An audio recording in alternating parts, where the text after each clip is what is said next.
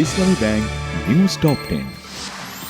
প্রতিবন্ধী ব্যক্তিদের আত্মনির্ভরশীল ও সমাজের মূলধারায় সম্পৃক্ত করতে ৩ জনকে নিয়োগপত্র দিলেন প্রধানমন্ত্রী তারেক রহমান।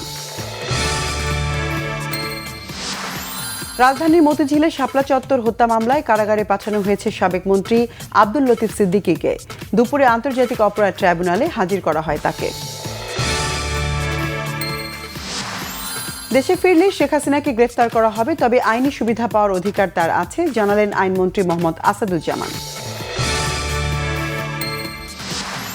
এলজিআরডি মন্ত্রী মির্জা ফখরুল ইসলাম আলমগীর বলেছেন, এখনো ঘুষ বাণিজ্য চলে, ভালো কাজ আটকে দেয়া হয়, কোথাও কোনো পরিবর্তন হয়নি, স্বাধীনতার চেতনা বাস্তবায়ন হয়নি বলেই জুলাই এসেছে বললেন তথ্য সম্প্রচার মন্ত্রী জহিরুদ্দিন স্বপন।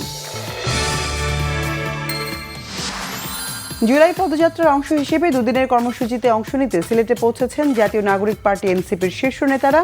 কর্মসূচিকে ঘিরে নিরাপত্তা জোরদার। শীর্ষ সন্ত্রাসী মোবারক হোসেন ইমন ওরফে ডেভিড ইমনকে চট্টগ্রাম আদালতে হাজির করে 10 দিনের রিমান্ড চেয়েছে পুলিশ। শুনানির পর আদালতের আদেশ। প্রায় 5.5 বছর বন্ধ থাকার পর দিনাজপুরের হিলি স্থলবন্দর দিয়ে আবারও ভারত থেকে পাথর আমদানি শুরু হয়েছে। 3 দিনে 53টি ট্রাকে প্রায় 2014 মেট্রিক টন পাথর আমদানি হয়েছে। জাপানের কুমামাতো শহরের কাছে শক্তিশালী ভূমিকম্পে প্রাণহানি বেড়ে 28 জনে, হাজার হাজার বাড়িঘর বিদ্যুৎ বিচ্ছিন্ন, বন্ধ পানি সরবরাহ।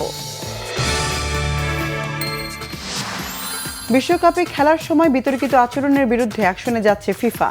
শাস্তির মুখে পড়তে পারেন আর্জেন্টিনার মোলিনা, পারেদেস ও সহকারী কোচ আয়ালা।